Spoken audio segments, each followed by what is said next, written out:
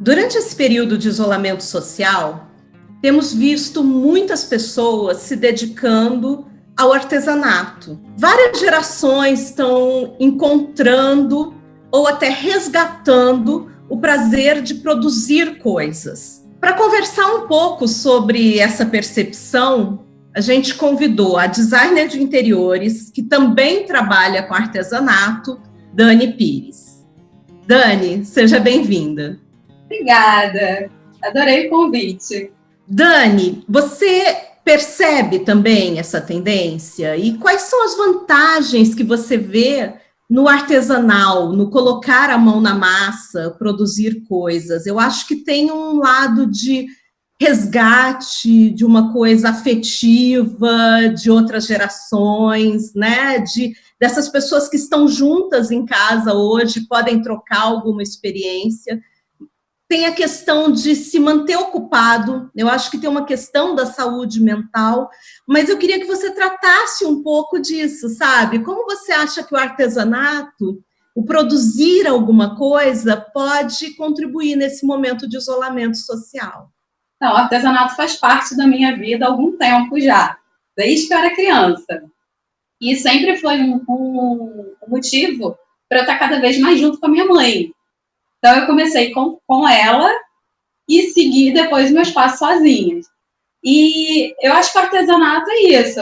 Quando você está agora num período em casa, imagina uma família com várias crianças, ou com uma só já dá trabalho, eu imagino várias. E aí você não tem muito o que fazer, porque você tem que ficar em casa. Daí você pode pegar o artesanato, e aí vale qualquer tipo de trabalho manual, na verdade, e estabelecer esse vínculo e aproximação com as próprias crianças. E quem não tem filho é uma forma super de terapia mesmo, uma terapia manual. Então, são diversos tipos, modalidades de artesanato que você pode fazer, tanto para ocupar a cabeça e passar o tempo, assim como entreter as crianças, né? E criar vínculos mais fortes entre os pais e os filhos. Eu acho que isso que você falou das crianças é algo super importante. Está todo mundo tentando arranjar maneiras de ocupar as crianças nesse período de suspensão das aulas, né? E aí a gente queria que você mostrasse alguma coisa que fosse simples, né? Que não oferecesse risco para crianças, que você tivesse material em casa, porque a ideia neste momento não é sair para fazer compras. Acho até que as pessoas vão, talvez, gostar disso e depois se dedicar mais ao artesanato, mas nesse momento fazer alguma coisa, produzir alguma coisa que a gente tenha o material em casa. E aí eu acho que tem uma outra questão que é a do artesanato que reutiliza coisas, né? Essa importância da sustentabilidade, de um consumo consciente, que eu acho que o ficar em casa está gerando um pouco isso. A gente está percebendo quanto lixo a gente gera, quantas coisas a gente descarta e que a gente poderia estar aproveitando. Então, vamos ver alguma coisa que a gente possa aproveitar na própria casa. Tem alguma sugestão para a gente?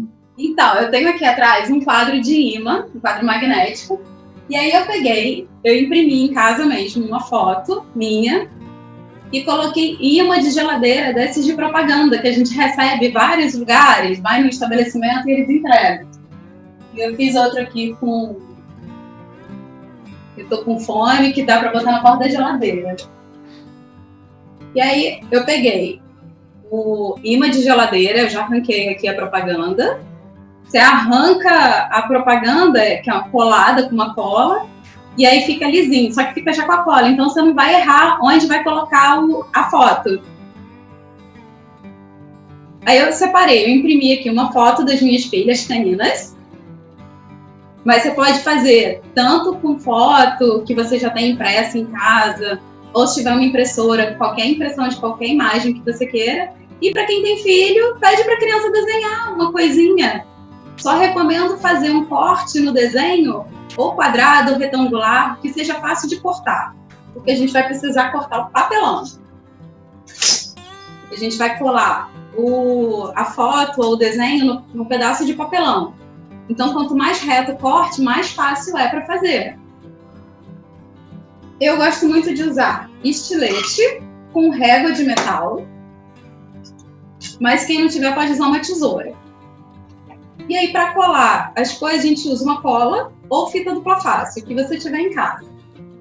E eu aproveitei e vou usar também um pedacinho de papel branco, não tem nada, só para dar o acabamento. Porque meu papelão tem um lado bonitinho, mas o outro é muito feio, todo rabiscado. Então, para dar um acabamento mais bonitinho, mas não precisa. Você pode deixar no papelão mesmo. Então, o que eu fiz? Eu recortei a foto, estava impressa numa folha A4, várias imagens, recortei ela pequenininha mesmo, e aí eu vou pegar e vou colar ela no papelão. E esse papelão você pode usar uma caixa que você tinha guardado, ou alguma encomenda que você recebeu, caixa de sapato, a caixa que quiser. Aí você vai passar a cola, ou vai usar a dupla face no verso da foto.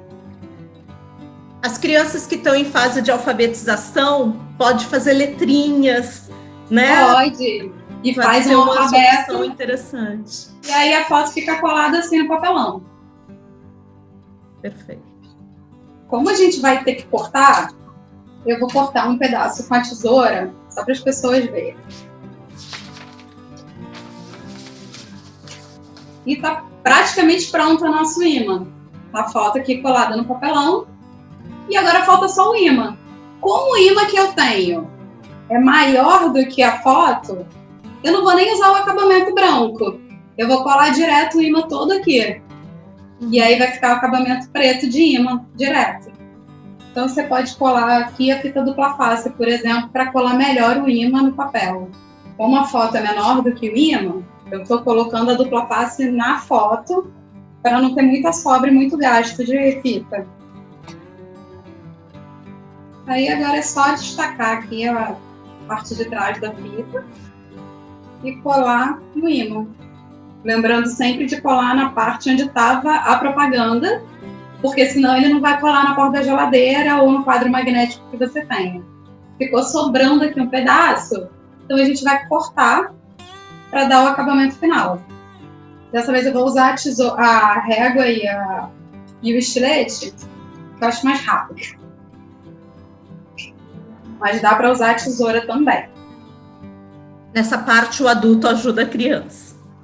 Isso. Criança, por favor, usar tesoura sem ponta se estiver sozinha, né?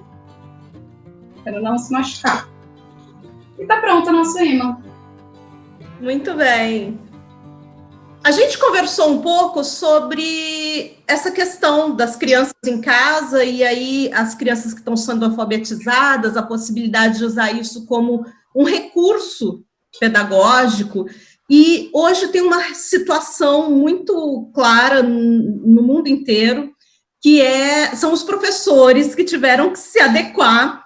A casa deles teve que virar uma sala de aula, né? E esse seu ambiente é um ambiente tão rico, tem tanta informação, né? O artesanato, ele tem essa diversidade de cores, formas, que lembra muito essa questão da sala de aula. E aí eu queria que você desse algumas dicas, mostrasse um pouco, explicasse um pouco para essas pessoas que estão tendo que se adequar. Não é um espaço de uma reunião virtual. A sala de aula virtual, principalmente para as crianças menores, ela tem que ter essa ludicidade, ela tem que ter essa diversidade. Que cara pode ter esse cenário? Porque se a pessoa não tem um espaço para isso na casa dela, e ninguém tinha, né? Como que ela pode adaptar?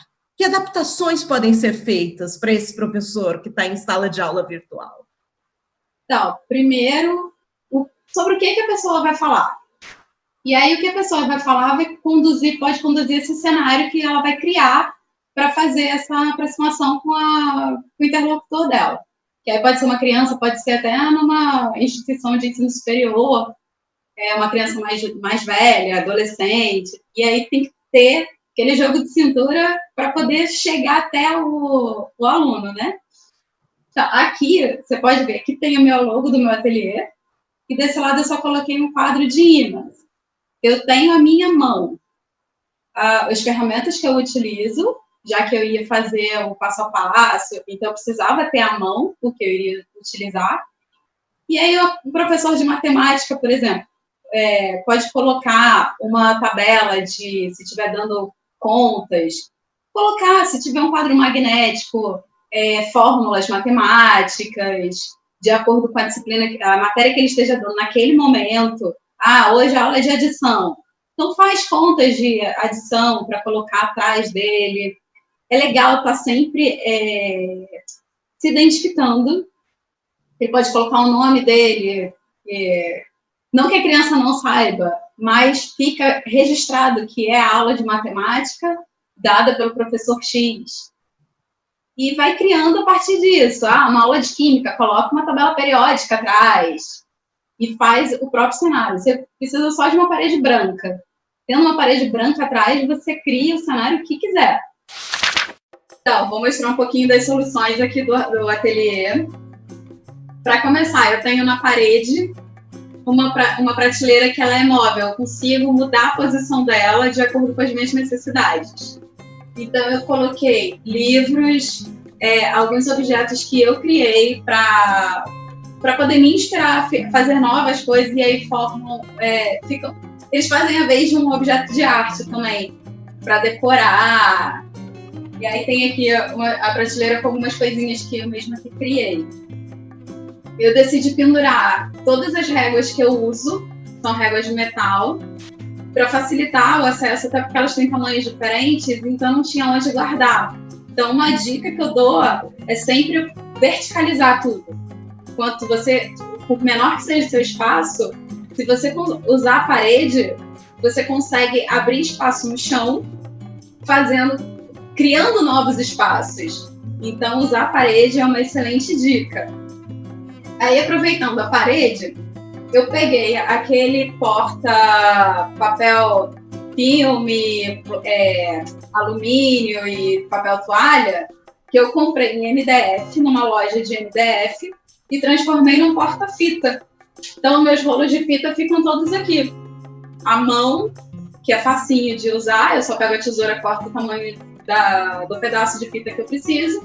Ou então eu tiro e eu uso o rolo do lado de fora e depois eu guardo. Então passa super a mão, super fácil de pegar. Sobrou um pedaço de fita, eu peguei um pregador de roupa, desses de madeira. Eu enrolo a fita no corpo do pregador. E quando tá só aquela pontinha, para não ficar desenrolando, se você guarda assim, não sei se dá para ver, fica desenrolando. Então, você aproveita que ele abre a boquinha aqui e coloca a fita presa, então ela não sai mais. Outra coisa que eu gosto muito de usar para organizar são potes que a gente encontra no setor de cozinha, para guardar alimentos. Aqueles potes plásticos, então eu uso eles, de preferência transparentes, para eu poder enxergar o conteúdo que está ali, e ainda coloco uma identificação para me facilitar. Mas não precisa ter identificação se for transparente, que você consegue ver o que tem dentro. E aí eu estabeleci que todos os meus potes têm tampa ou transparente ou lilás para padronizar. Então, por exemplo, esse pote aqui, ele tem a tampa transparente. É um pote daquele de divisórias que você encontra em lojas de material de construção, ou de utensílios domésticos, ou de pesca, e eu usei ele para guardar botões. Então, cada divisória tem um botão de uma cor diferente, o que facilita na hora de eu pegar um botão específico, por exemplo. E outra coisa de cozinha que eu usei também foi um porta-massa, um porta-espaguete, que você encontra nos setores aí de culinária, de cozinha, dos mercados. E eu guardo bastão de cola quente. Então, fica como se fossem meus espaguetes de cola quente. Muito bom, Dani. Obrigada pelas dicas.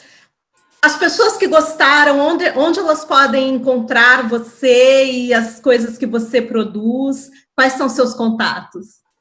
Então, eu estou no Facebook, na fanpage Filha de Peixe Ateliê, e no Instagram, que também é o @Filha de Peixe Ateliê. Obrigada. Obrigada a você, Nara. A casa reflete a nossa personalidade. Aproveite as nossas dicas e dê um toque especial à sua casa e à sua vida. Design-se.